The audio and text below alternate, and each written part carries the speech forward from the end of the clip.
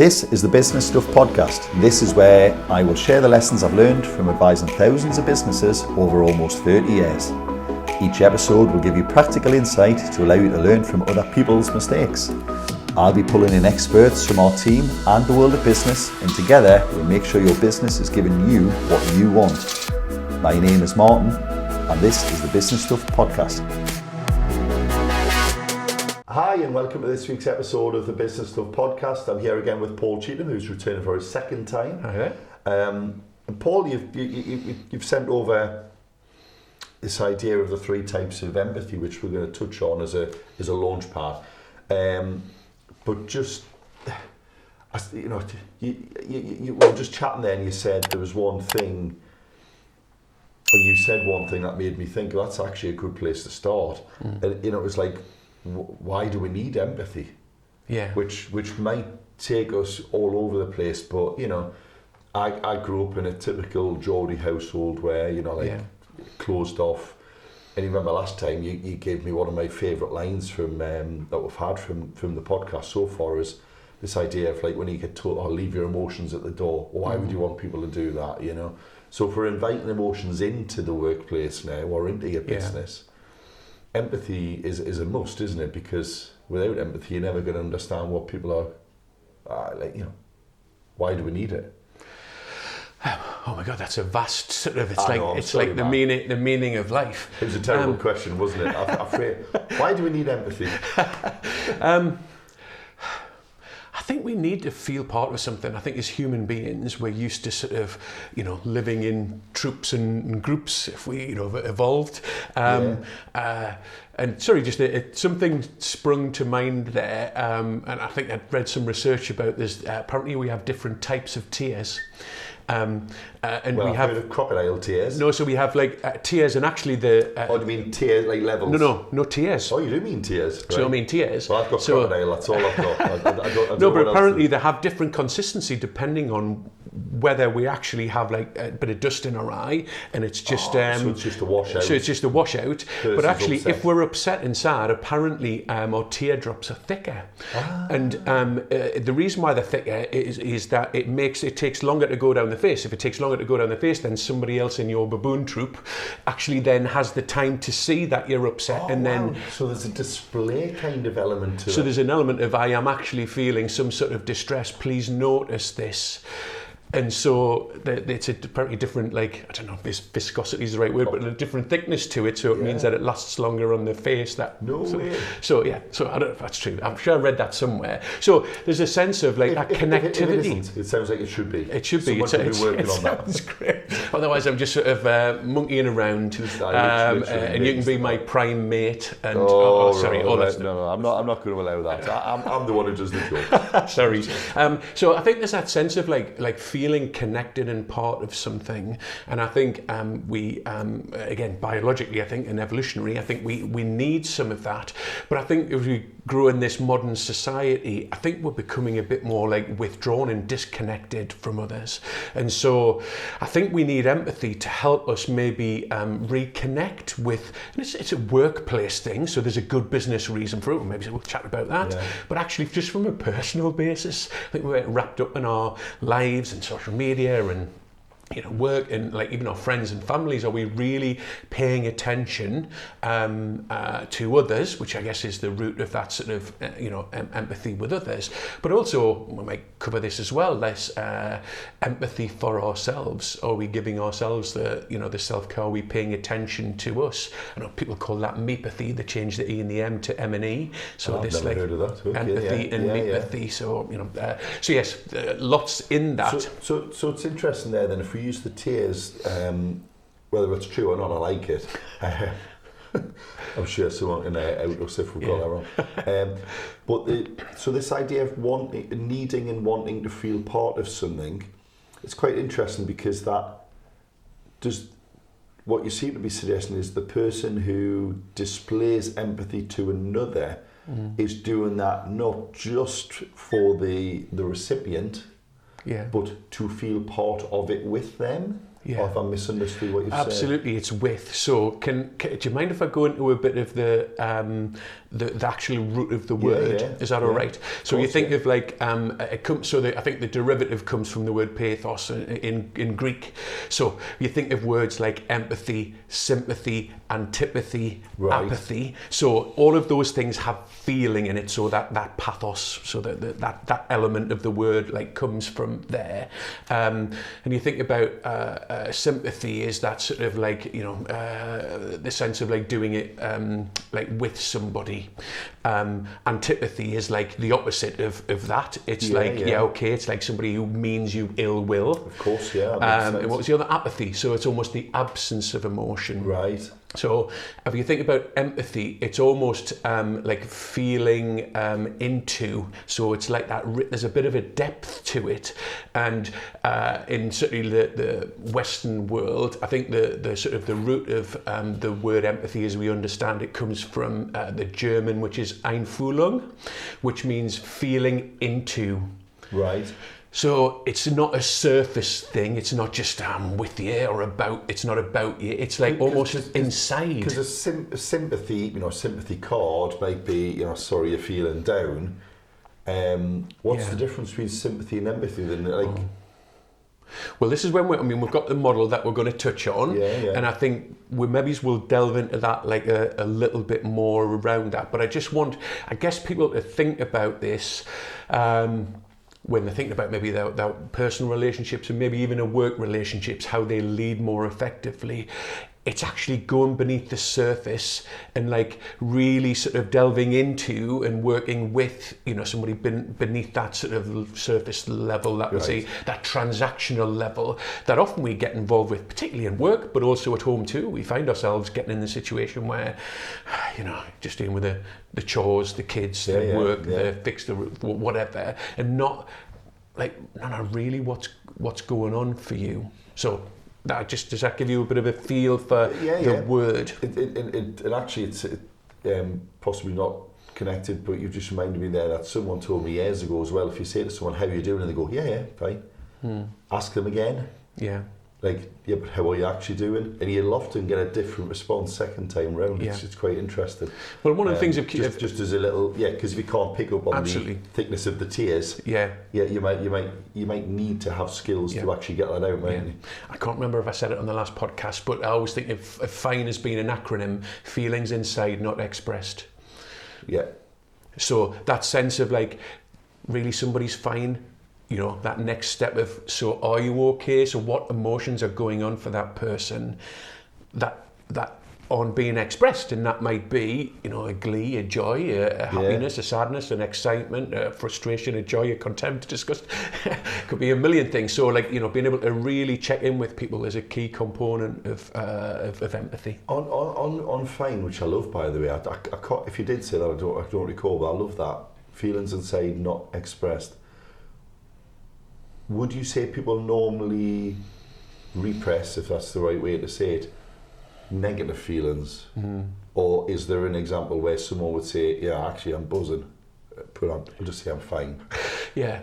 I think it's contextualised, and the reason I say that is because if somebody said, "Oh, did you hear about Tom didn't get his promotion?" You go, "Yeah, I'm buzzing because he's a." I'm ecstatic about that. Oh, really sad for Tom.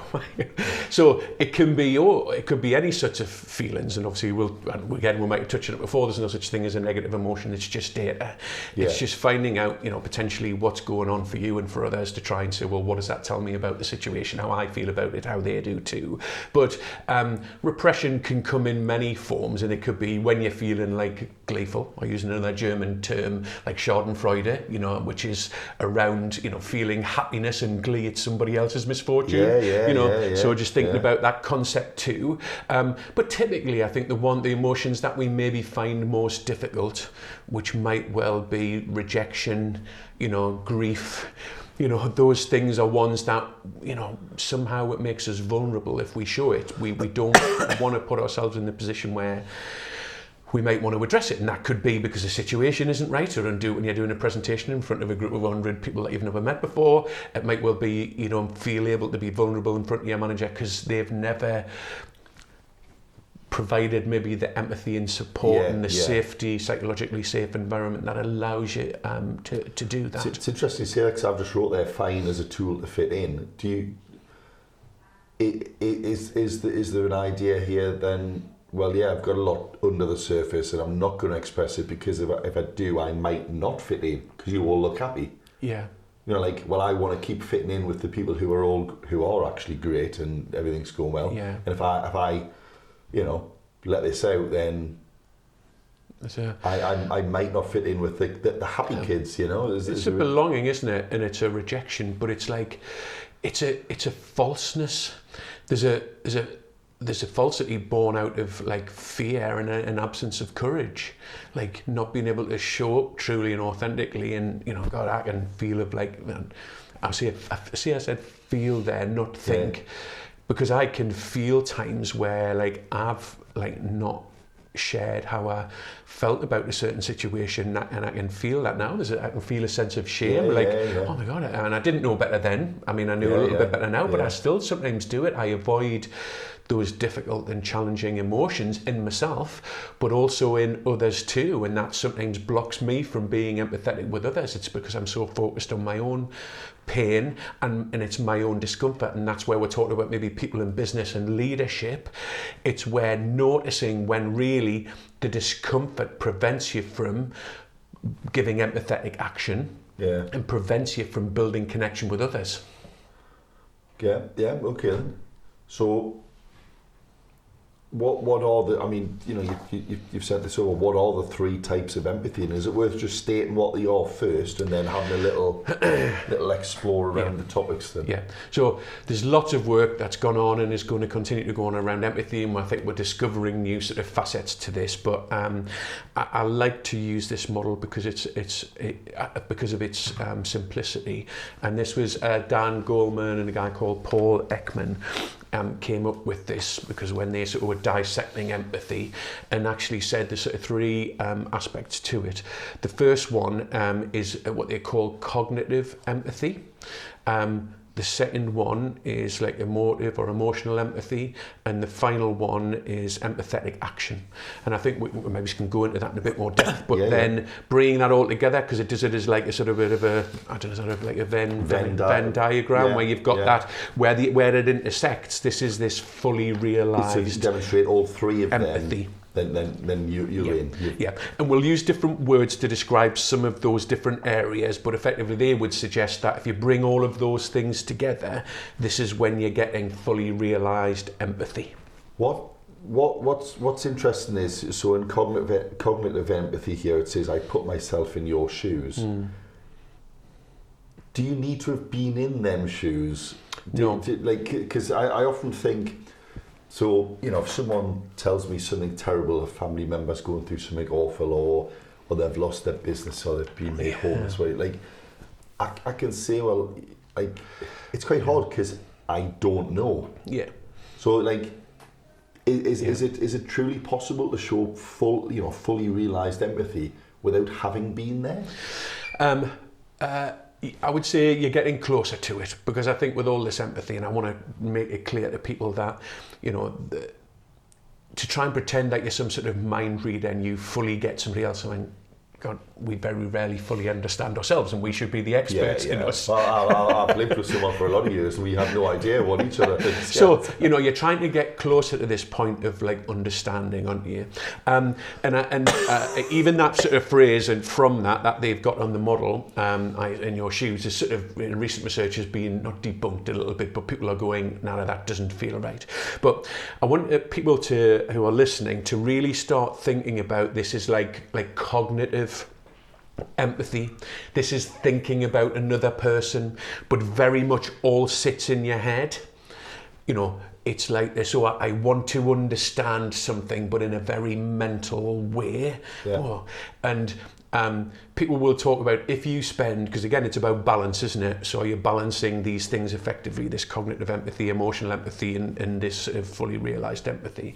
If you spend a lot of time just in this cognitive empathy piece, this ends up becoming sympathy. So this feeling sorry for. Yes. So Brené Brown would say empathy fuels connection, sympathy fuels disconnection. And there's another phrase that she uses which I absolutely love in relation to this sympathy. It's called a near enemy of empathy. Right. So it's close enough where it's almost disguised as empathy. Yeah. But it really fuels disconnection, where antipathy is like, I've got ill will for you and I'm going to stick it to you. Yeah, and I couldn't give a shit what I'm you with think you. I'm with you. is an obvious opposite of empathy. Yeah. But actually these near enemies are the ones that are sometimes most dangerous because we slip into them. Because they seem like a good thing. Expressing sympathy for something feels like you're doing the right thing. Yeah.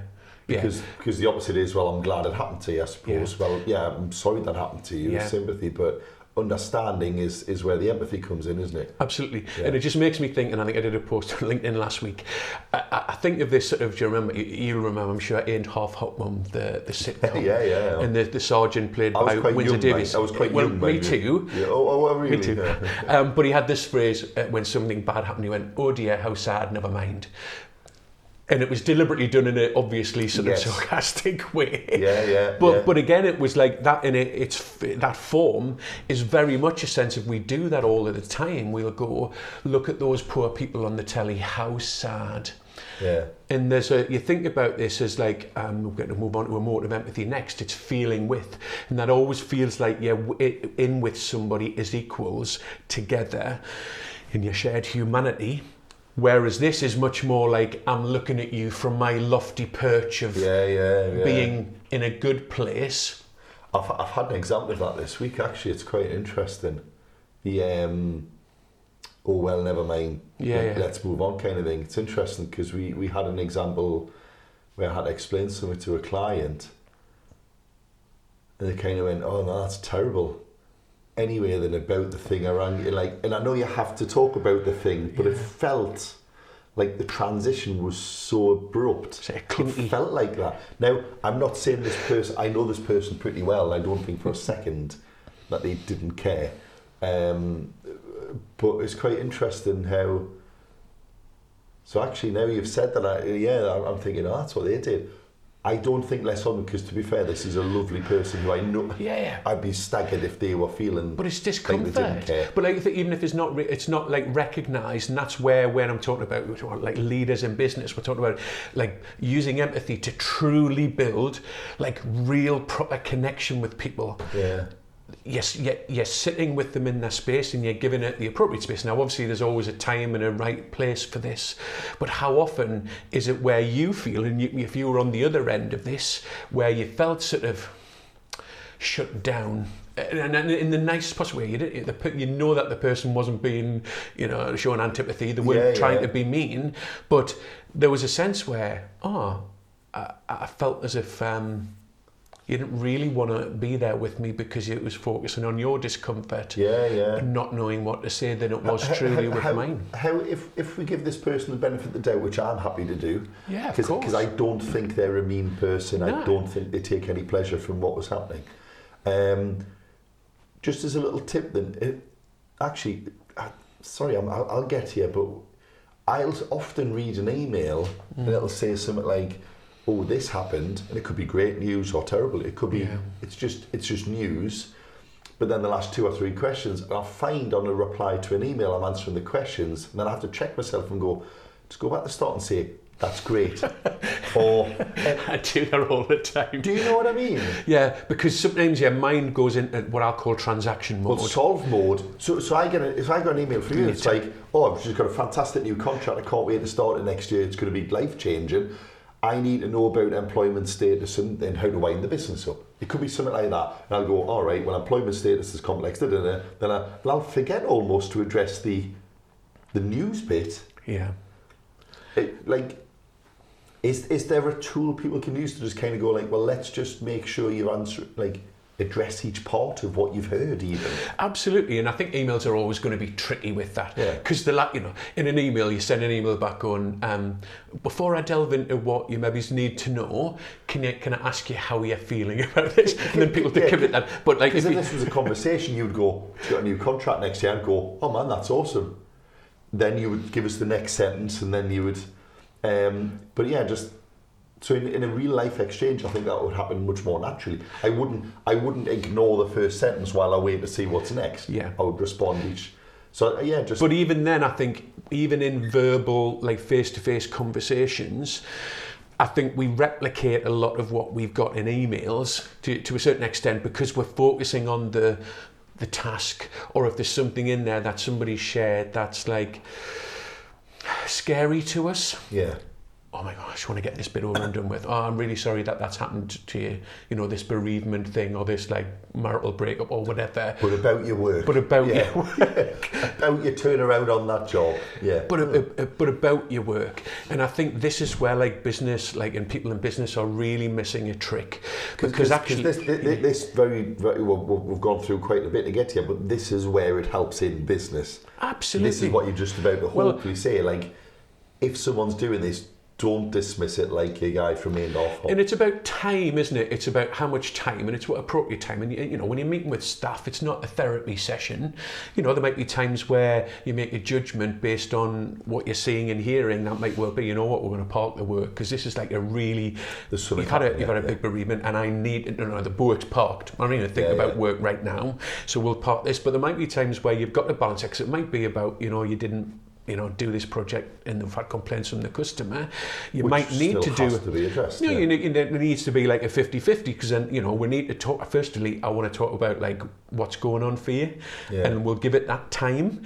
But there's a point where it's okay, well, what is that telling you about how we're going to move forward then? You know, so again, you're not going, so what about the work then? So you're getting better and smarter with your empathy in terms of being able, and even that segue thing just sounds like a clinical thing because there might be times where you don't segue at all because actually you need to address how the person feels. Yeah. I care about you, I care about your work, and the balance of that might be 90-10 that day, 10-90, you know, whatever. It just depends on the, you know, using your instinct with the individual to do that. So, but to be fair, in a work context as well, there's nothing to say you can't actually just split it and go, well, we're gonna cover that off first, and we'll gather our thoughts and we'll come back in an hour and talk about the work. Yeah. You could separate and actually cover them off individually if you wanted to, couldn't you? Absolutely. So, you know, you've got the choice. Just to make sure you don't have to have an awkward.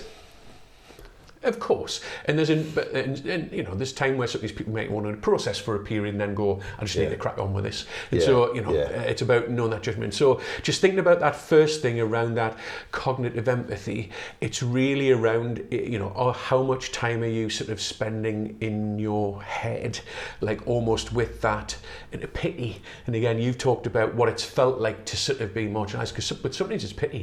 And there's times where people have felt sorry for me if I've like been upset. I remember like maybe times at school and you can see people have like pitied it. I hate being pitied. Yeah. It's so annoying, and yet we still do it, I think, because we think we're doing the right thing. So again, nobody, I think, is typically doing this to be mean. It's my worldview, because I think that would be antipathy. Because pity and sympathy on evil things. The intention's good, but like, you know, was it the road to hell is paved? But it's just not quite there. With good intentions. So you're dipping your toe maybe into the water, but you're not immersing yourself in it. You've acknowledged it, but you haven't engaged. The person's in the sea, freezing, and you're dipping your toe in and going, that's a bit cold. Oh, it's a bit cold. That's a bit sad. I'm sorry you're cold. Yeah.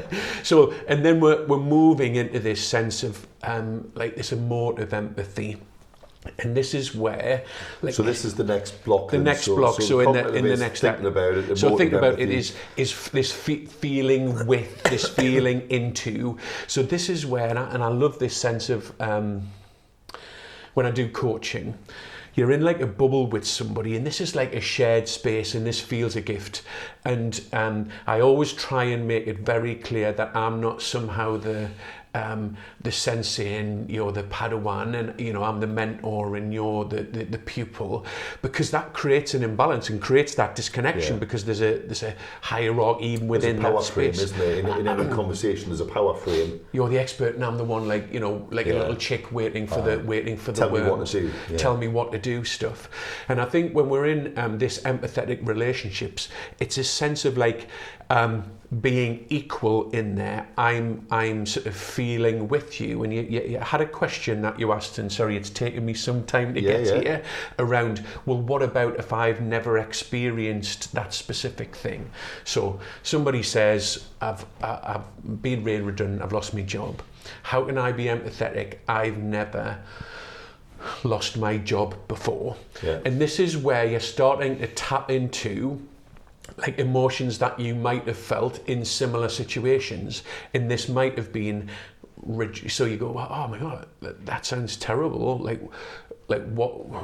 how do you feel about that? How do you feel? Well, what are you feeling about that? Well, I feel angry, I feel rejected, I feel whatever.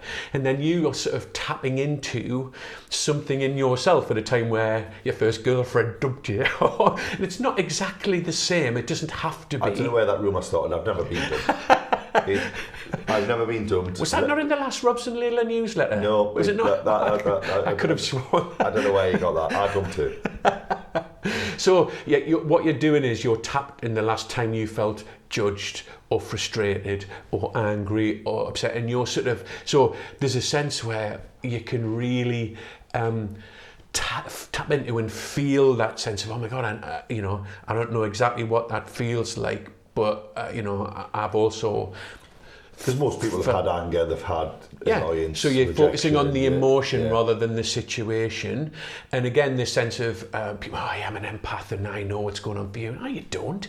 Like, because nobody can feel exactly what you, to the same degree, to the same duration. Anger, there's different types of anger, there's different types of losses. Absolutely. So, part of empathy, I think, is not pretending that you know exactly what that feels like, but what you're doing is, and I think Brené Brown will talk about stuff around tapping into our shared humanity, and I've got a bit of a definition that I love when it comes to the next bit in terms of compassion, and I think that really sort of says it for me, and I'll just read just a very short quote.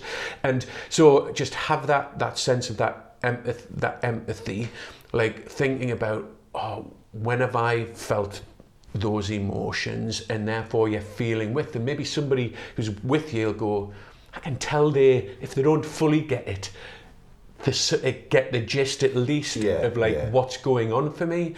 Because then if you've suffered a loss, and then you've got to build that person up, or maybe you've even got to impart some difficult news, they know that you've really listened and felt some of what they felt. So when you've made that next action, you're not feeling it as logically this'll be the right way to move it forward. Oh my God, because it is logically, because we need to get this deadline done for the client, but actually I know how I felt when I felt this way. I'm going to adjust. Bit here, we're now together on this, aren't we? Absolutely. We're connected in some way, and they go, Martin gets it.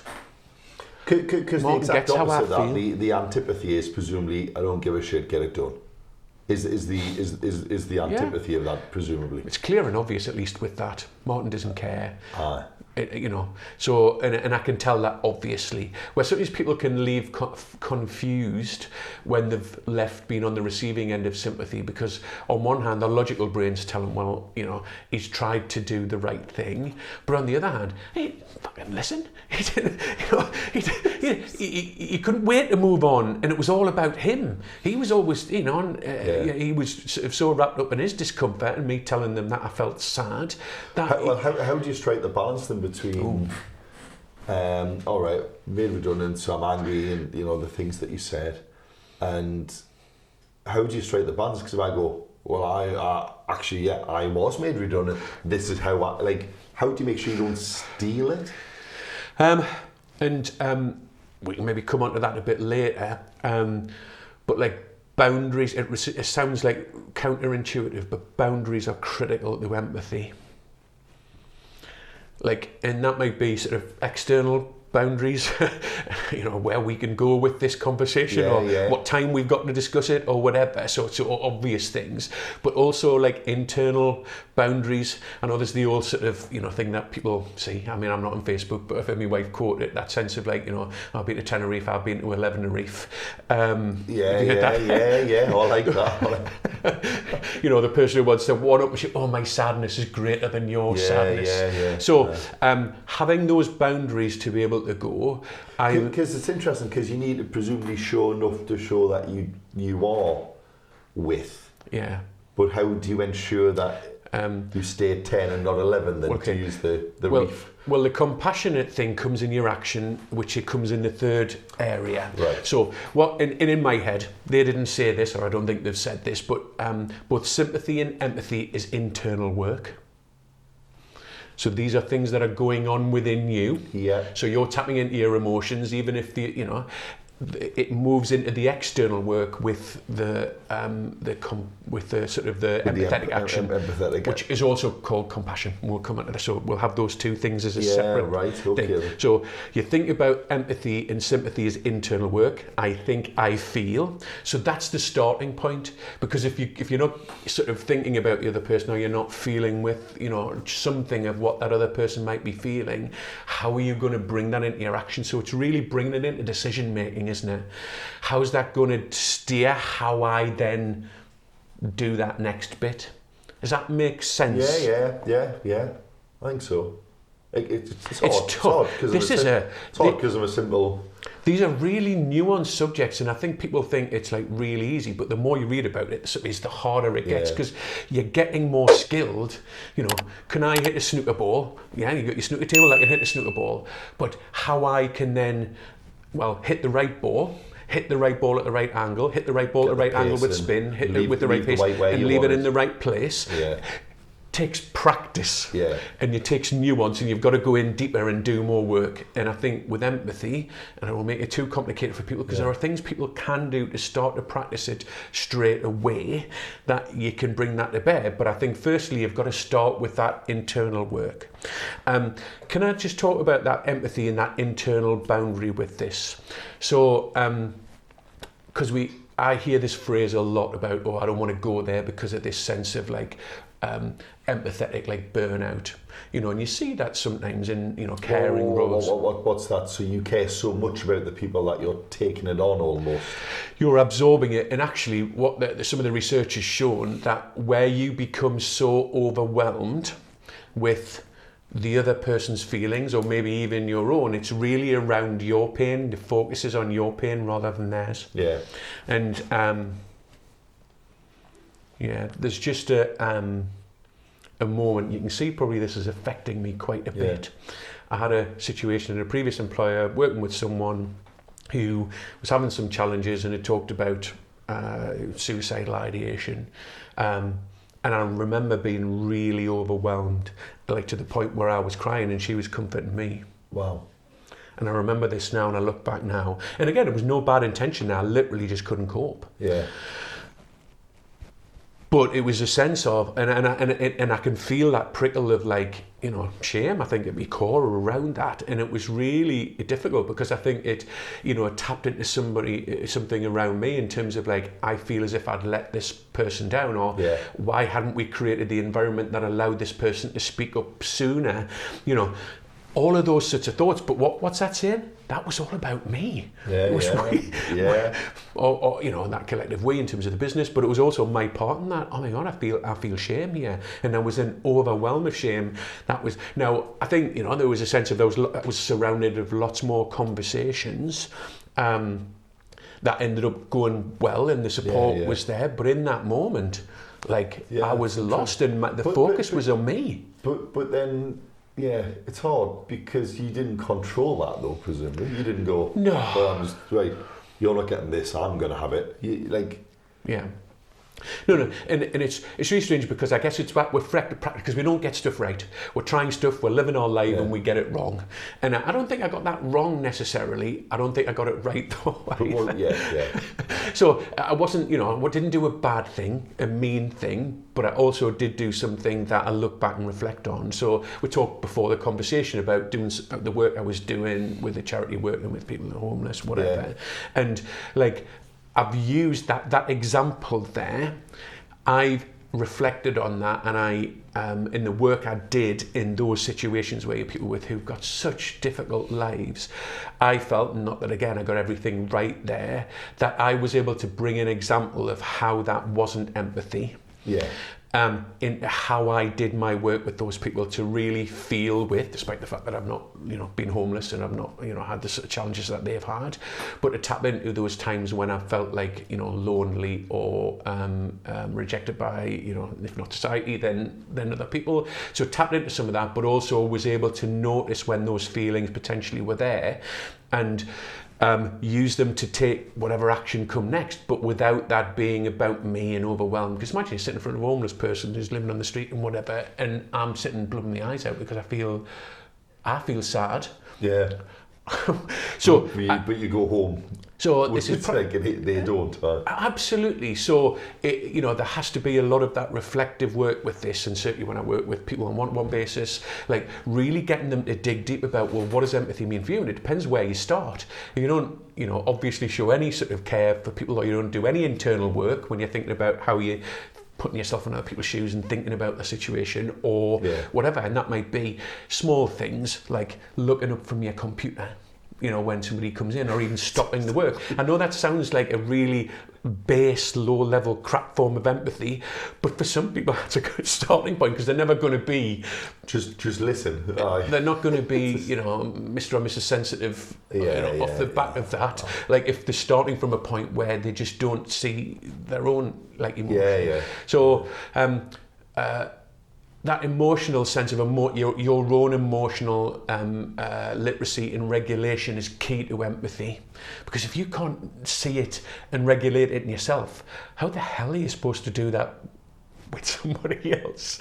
So I think that sense of emotional burnout, and you taking on other people's challenges, and that's why people who don't do it, start to do the work inside. So that helps you notice when something's coming on and go, well, I'm going to tap into this because that'll help me get a real feel for what it's like for them to a small extent. But I'm going to put that in because I'm going to cut them a little bit slack. Kieran Trippier missed the penalty last night. There's a sense for anybody else who's had disappointment in a public arena will be able to share some of his pain today, even if they're not seeing him. They'll have some of that gut wrenching. He's done it on a public stage with millions of people watching, and I might not have had that. So I might get a smidgen though of what that feels like for him. And he will have, by the sounds of it, because I know Eddie Howe always comes across as quite an emotionally intelligent guy, somebody who's going to offer the right level of, I get it, I care, this matters. I know what that is. These colleagues, these are their team members. Matt Ritchie, who's missed one, will have a replicant one. So you're doing that, but not to the point where it's like, oh, poor Kieran, patting him on the head. Well, who are you? To do that, it's not just that sort of sympathetic action. So how do we get the right action then? So empathic action is the next. It's the next bit, and again, there's tons in with this, but we're going to try and put it in a nutshell. So empathetic action is also known as compassion. So this is where empathy differs from compassion. This is actually doing something with it. Right. But actually, the critical part of empathetic action is not fixing. So we talked about equality before. This is around not you being the saviour. Yeah. You being, I'm going to come in, I'm going to sort it out for you, and I'm fantastic. This is around it might just be verbalising, hey, I'm noticing that things don't seem right.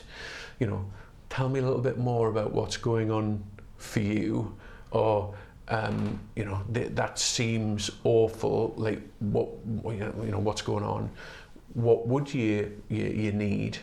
To help you get to where you need to be. So you're not infantilizing them, you're not solutionizing and fixing. And I don't want to stereotype blokes, but that sense of fix, there's the old sort of jokes you see and thing where the woman sort of says this and we'll do this and we'll do that.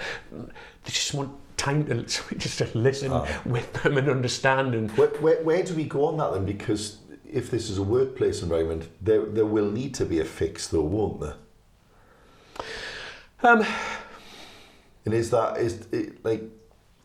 so if this is someone who's presenting to you and they're upset, annoyed and ashamed of an action they've done in the workplace, and it is something that needs to not happen again or requires training or whatever, I can't immediately think of an example, but at some point you kind of have to go, and I get that, and now we need to make sure it doesn't happen again, and now we need to, I need to say fix here, and now we need to fix. like so like, and it's always quite. I think getting that right is something where a lot of people struggle with that. I talk to my wife; she'll say something. I go, just clarify then. Are you want me to do something here, or is this just where you're just telling me? And she go, no, I just want to tell you. That's a good question. Yeah, but if they go, no, I just want to like lay it on you, like.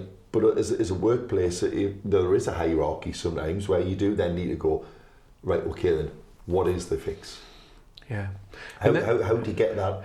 It's experimentation. So I'm not asking for cheats here on my marriage, by the way. I'm not trying to get fixes in where she doesn't want them. But there will be scenarios where there has to be an action. But it's not. If that's all they say, give a man a fish, you feed him for a day, you teach him how to fish, you teach him how to... Something's going to be a bit glib when people say that. Glib is also probably sounds like a bit of sort of sympathy stuff. It's about giving something enough time. And I think making sure that there's a genuine understanding and connection first, before that might be. Now, if somebody needs to go on a course because they literally don't fundamentally understand something, a new IT system that they've got to use, then of course there's a sense of, but like really understanding what might be at the heart of their insecurity and really getting, so it's not just, oh yeah, you found this certificate, I'm going to send you on a course. So it's, 2 seconds, half an hour about like the course and what you need to do better and what you need to put right. So are we back to that like segue kind of point we were at earlier then, where I said, well, I had a client who said, oh yeah, that's terrible, but what about is it about, well, just if there is a fix, and there has to be a fix, but don't like just go, oh well, we can solve that. How do you feel though? Because we're going to solve it, but how do you feel? Like, I think it's different. I mean, that sort of client supplier relationship, I think, is always a difficult one. But that's not to say because that's the thing in question. How do I imbue like fully realised empathy into my relationships with my clients? How do I do that better? How do I pick up on it? Now, whether that reciprocates, because you might not always get that, because again, there's a funny different dynamic in those situations. Yeah. But, you think about, how do I do it with my personal life with my wife? How do I do it with my internal colleagues? How do I do it with clients or suppliers or whatever? So you're deciding how you might, based on some of these concepts, you might listen back and reflect and go, you know what, I could do this and try and see what that looks like. But in terms of the fixing thing, unfortunately, that isn't like a cheat sheet I can give you that says this is what empathy looks like for you, this is how it'll fix every single scenario that you'll come across. But what you're doing is you're looking to, and I think that's the title that I'd suggested, around building connection with people, so they know that you're thinking about them, you're feeling with them, and you're offering the support and being in the same space with you. And then if there is a fix, it's a combined joint team fix rather than an instruction or a command. It's not infantilizing it where you're always the expert and you're always going to do it, because it's teaching to be reliant on you. Yeah. Can I take the quote that I've got? This is Brené Brown, Atlas of the Heart, for anybody who's wants to delve into that, and it takes you through various different sort of emotions. And I love this quote, which is, compassion is fueled by understanding and accepting that we're all made of strength and struggle. No one is immune to pain or suffering. Compassion is not a practice of better than or I can fix you. It's a practice based in the beauty and pain of shared humanity.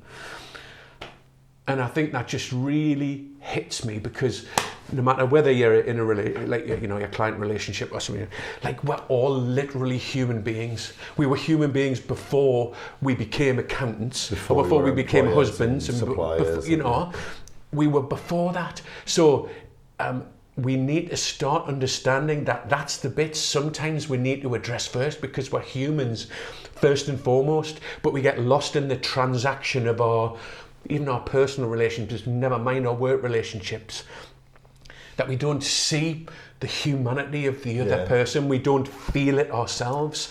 That's where connection comes. It's not through surface transactional things, or even, how's your night out? Oh, it was great, champion, job's good, and get into the weekend, I went cycling, great and good. I mean, you need those things. No, I'm not saying those things aren't nice, but they're they're the dressing on the top. It's quite they're the superficial. icing. It's not a connection. It's not a true connection, and certainly from a work perspective, if you want to build true connection with your people, that means that they're going to trust you, they're going to feel more connected to you, they're going to feel more like engaged with whatever.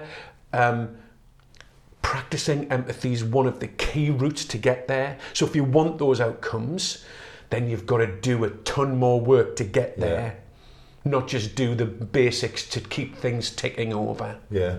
How do we put some of this into practice then, Paul? Because I'm always conscious that people might not want to go away and read the full Brené, and they might not, you know, like, but they might go, oh, I need to start. So you gave a great example earlier, like, stop typing, lift your head away from the keyboard, face the person. Is it like, if you're a complete imbecile at this, there's one thing you can at least, your chances are improved by doing that. Do you have a couple of very simple... Okay. So some of the things you shouldn't do is judge. Yeah. So if I was because you're not with then, are you? No. It's quite simply you're breaking that width. Yeah, absolutely. So you think about it, and I think I'd invite anybody watching this to go, when was the last time you judged somebody? What did that feel like to you? What words were going through your head? Well, they've had it coming, you know, or, you know, you feel that sense of... Do you think you can't feel true empathy then if there's an element of judgment in there? Absolutely not. Because, you know, if you think about a judge, an actual judge, they're sitting on a platform that's higher than you. And they're purposely put there to be impartial and not emotionally connected, aren't they? So, even that, you know, I think about the thing of a literal judge, right, you know, as well as that. So that sense of standing in judgment of. Yeah. And that's higher. It feels like somebody's looking down on you. Horrible. Who wants to be looked down on? So stay out of judgment, but you've got to recognise what judgment feels like for you. But, so that's a don't. When you've got to do is be curious. So have a curious mindset. So you go to a meeting, oh God, this person hasn't done this piece of work. Why aren't they doing it? They're just lazy. They're just lazy. They're not interested in the work at all. They don't care. I mean, that's before you've even met the person. And that, which is an element of prejudging, isn't it? You're judging that person in that situation. That's probably like an anger and a frustration. You've already decided what's happened. Absolutely. Which puts you in a position where you're not likely to listen as well as you... Yeah. So, and think about the last time you were curious. I don't know. Strangely, I was in a pub a few months back with my brother, and go off and let his son in the house or whatever that was playing out. And I ended up chatting to these two guys, and one of them was a priest. And he only became a priest years ago, even though he'd been an engineer for like 20 odd years. And I was fascinated. I was so curious. I mean, obviously he can't share confessional stuff, which I really wanted to know, and he wouldn't tell me. But I was really curious about that change. I was interested. I like literally, like an hour went by, and I was fascinated. Now, I'm thinking about that in terms of whether I was ever that fascinated. I'm sorry for anybody who worked for me. I like to think there was some compassion there. But probably I didn't have the same sense of curiosity. And I'm imagining me now being in the workplace and going, you know, this job that didn't go well. I'm fascinated. Like, can you tell me what was going on for you? Yeah. What was happening? Like... You know, what made you went on? What made you do that? What led? Yeah. And so, you know, so if it's just that one tip is like instead of having that judgment mindset, like have a curious mindset of what's going on for you. And I do this in sessions. Is it important then not to ask that, or is it important to ask that question the right way then? Why did you do that? Sounds like they chose to do something rather than how did that happen? Or just tell me more about what went on there. Yeah. Like I'm really interested to know, because I want to understand like not just what happened, but like what was going on for you then, because that goes beyond the why didn't you do that task when you did it? Because how likely is it that somebody's going to reciprocate with, because I have a lot of sadness going on in my life right now. You know, that's a question you'll put them on edge and think, I'm going to get disciplined or sacked here. So, like, I'm not going to be open with you. So, but you're not going to do it in one meeting, Martin. Like, you're going to have to do the hard yards. Yeah. You're going to... Because that's an interesting point as well, you said about, practice, do this often. If the first attempt at a real engagement with someone is when something's gone wrong, you're not going to know anything about the person. It's going to be really hard to be there with them, isn't it? Yeah. Absolutely. And you've got to, trust doesn't happen overnight. So you bump into in the street and go, hi, how you doing, whatever. And it's like, oh yeah, I trust you with me in our secret. They're not going to share their insecurities and, they're just not absolutely. Going to. Is that an accidental practical tip there that, repeat, keep doing it? Oh, it's ripped. So, don't wait until Simon Sinek, who I think you mentioned one of your other podcasts, one of the earlier ones, I think you did. I think he talks about it's like being like that, like reps in the gym. If you, go to the gym every day, then you'll get stronger. Yeah. If you practice empathy every day in very small ways, you will get stronger. As soon as you stop practicing it, that'll wane. The muscle will weaken. It'll weaken again. So if you think about work, and especially if because of a lack of understanding from manager, and I'd like to think that most managers don't have that antipathy, the badness in them. They're trying to do their best and they're trying to get by, and they're under their own struggles too. So, and if they've worked in a particular way because they've avoided, because they've been scared to confront emotion in others and themselves, it's going to be tricky for you. And that relationship's it's almost worse than meeting a stranger, because you've got to unpick that expectation of how you work together. And then the first time you go, so how do you feel about that then? What's the matter with him? What's the matter with Martin asking me that weird question? He's normally like, get the job done, don't care what you think. Let's move on, He's chatting to Paul again. Well, hopefully they'd think one of those two things would be the confession. But there's that sense of, but you've got to keep on doing that and not be feeling afraid to like, that didn't go so well. But you know what? They're wary. So therefore, I've got to build over time. And I think I'm not going to go into it too much, but there's a sense where you've got to show up, and they said that shared humanity. There's a sense where you've got to be vulnerable as well. That sense of, because it's a shared humanity, if I'm like the robot, the all-seeing, all-knowing, whatever, or the saviour, then actually that's not in the same place. In a bit where you can, without making it about you, as I did, you're actually going, I get that, and they can tell. Sometimes you don't have to say anything. Somebody knows if you've had something that's, I mean, you could tell when I was reflecting you could tell that it was hitting me somewhere that wasn't in my head. It was somewhere else, and it touched me hard. So that's a sign, oh my God. And by the way, body language, there's a lot of studies around whether body language is effective, or even facial expressions. I know there was a TV series, Lie to Me, based on, I think, Paul Cheetham's work. I can tell by that twitch that means that And there's a lot of discussion and further investigation and research around that, because different cultures in different parts of the world have different facial expressions. Different tells. So do not try and be some sort of lie to me sort of expert. I can tell by the look in your eye. So you're not playing poker, are you? Yeah. I can tell you're going to cry. Is it over me? Paul Young. Do you remember that? No. So, you are older than me, Paul. I keep telling you. So there's a sense where it's not where you're going into this magician, I can tell what you're going on mode. You're just being in the same space. You might be able to go, you said you were fine there, but it felt like you felt like you looked deflated. You don't look fine. But you looked a bit deflated. Tell me it. Is there something going on? And you're not assuming that you know the answer. You're just going, I'm using something that I'm picking up, but there may be wrong signals. Tell me if they're wrong. So are you genuinely fine? Or are there feelings inside not expressed? What feelings are going on? I love that fine, mind you. That's brilliant. Paul, just to kind of wind up then, what's... you haven't given me enough time to talk about how I feel about this podcast. No, listen, that's sorry. I don't know what the word is. Antipathetic against it. Crack on with it, Paul. Anyway, but I'm sorry you feel like that, but...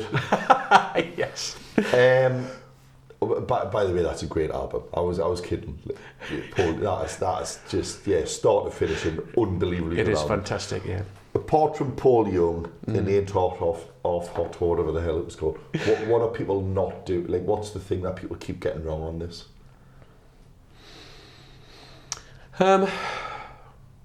What's the thing where you go, well, let's see where you went wrong again there? Yeah. You're going to have to judge a bit here. There's a lovely short 3-minute video by Brené Brown that I'd invite you to watch, which is Empathy versus Sympathy, and I think in one of the characters is like these cartoon characters, and one of the things she says is when people say at least, you know, I've lost your legs, at least you didn't die. Yeah. Yeah, well, Yeah. that's Absolutely. not someone who's lost their legs, is it? Yeah. You know, I think that one of the examples she's all like, my son's struggling at school, but yeah, at least your daughter's a grade A student, or,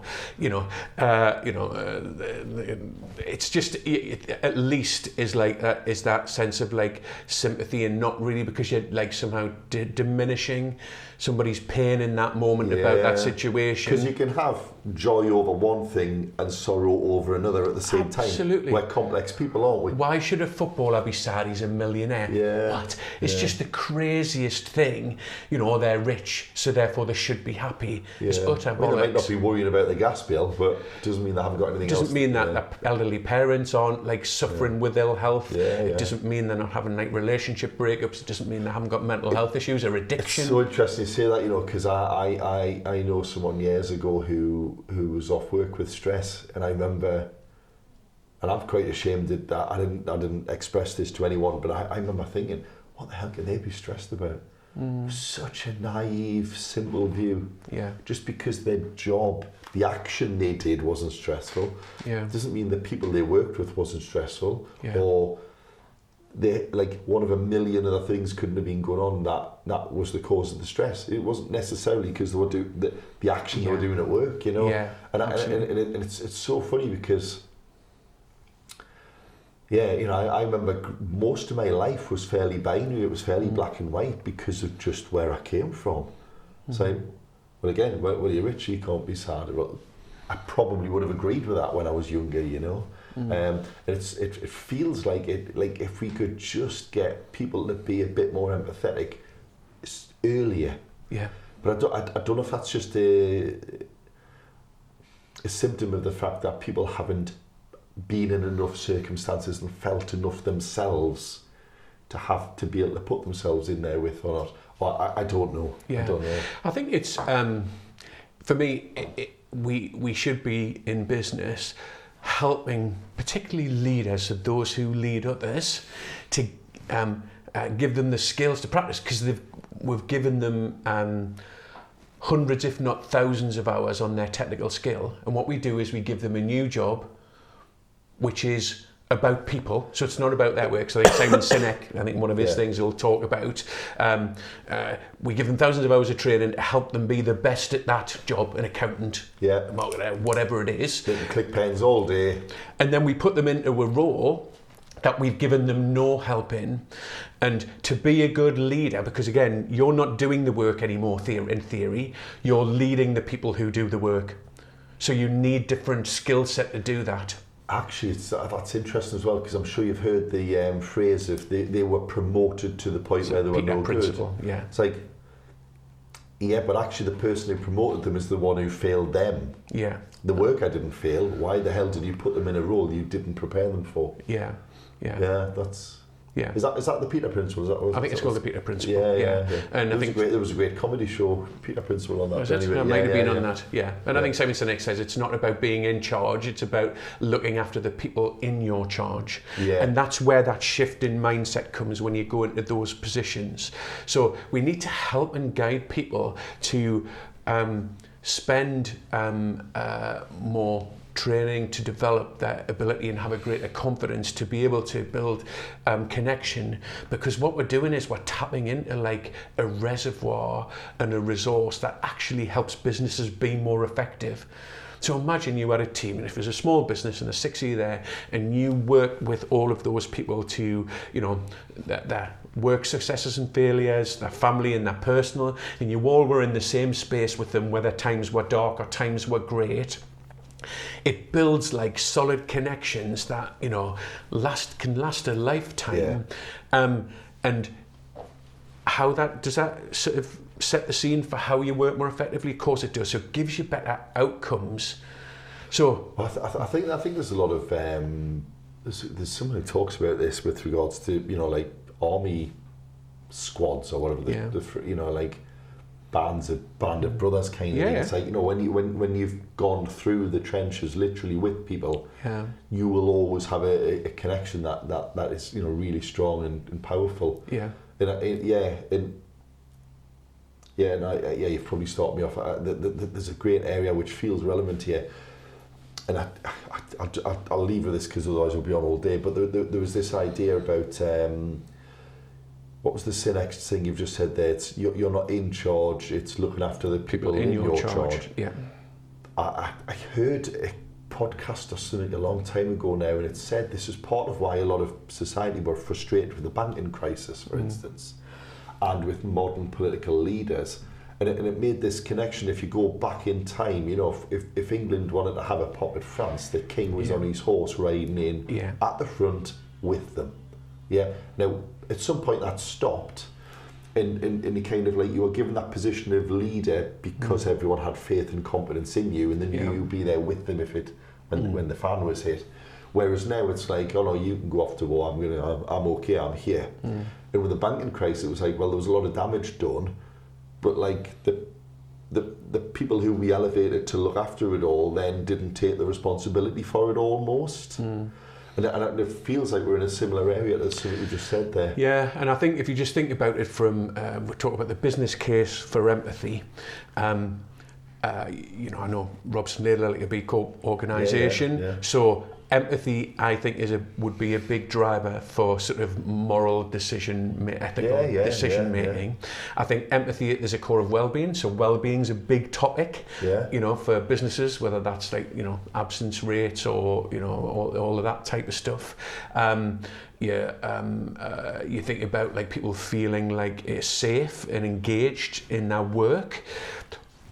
All outputs, I think, where they're, you know, particularly are led by and interact with each other with empathy, they truly care. Yeah. Well, I think James has given us a message, because he's just kicked the camera as we were about to finish anyway. So if you're listening, you didn't catch that, but if you're watching, we don't know, you might have caught a glimpse of a untidy corner of the room there. But listen, Paul, that's great, honestly, man. And again, there's some great takeaways there. I can't remember whether you said fine last time, but fine is a great one. Yeah, you know, feelings inside not expressed. I love that. But also the basics of don't judge, be curious, and train, practice empathy. Yeah. Otherwise, when you need it, it's not there, is it? Absolutely. You're not going to make that lift if you haven't trained for the lift, are you? Yeah. Yeah, great. Thanks very much, Paul. Thank you. This is going out in the new year. I think now we're recording pre-Christmas, but it'll go out afterwards. So if you're wondering if Trippier missed a penalty last night, you might not have done. Don't panic. But yeah, so I hope that's been useful and it helps you build stronger connections with your teams, because strong teams make strong businesses. Absolutely. As simple as that. Yeah. Thanks very much. Hope you enjoyed it. Take care.